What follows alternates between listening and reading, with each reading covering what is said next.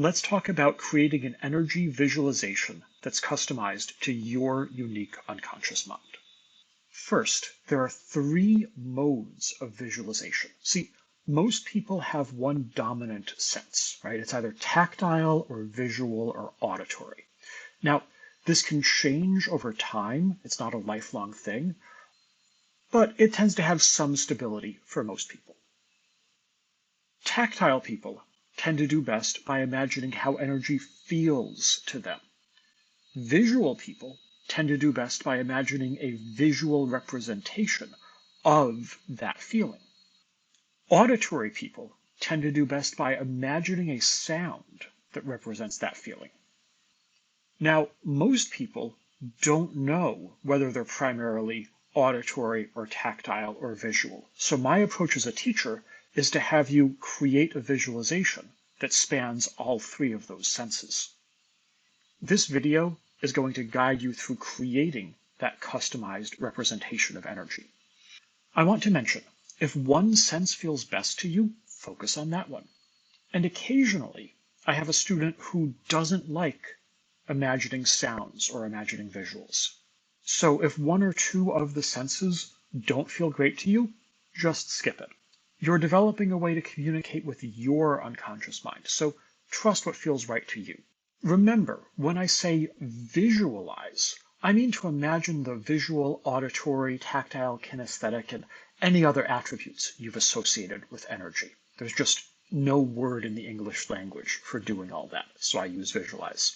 And don't worry about getting it perfect. You can always adjust your visualization later. Now we're ready to create the visualization. We're going to start with how energy feels to you. If you felt energy or sensations that might be energy, think about how that felt in your body.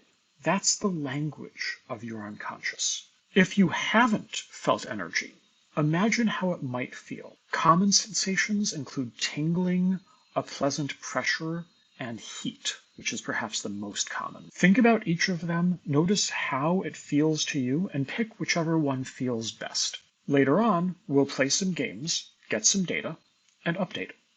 Now that you have the sensation, think of a visual representation of it. For example, if energy feels like tingling to you, you can visualize static electricity jumping over your skin. If energy feels like a pleasant pressure to you, you can visualize a mist pressing against your body. If energy feels like heat, you can visualize a red glow inside your body. Now, those are just examples. There's no one right visualization, so create what feels most natural to you. You can always adjust it later. Maybe the heat is best represented by a fire, or by hot water, or something else entirely. Once you have the visual, think of a sound that might go with it. Does that static electricity crackle?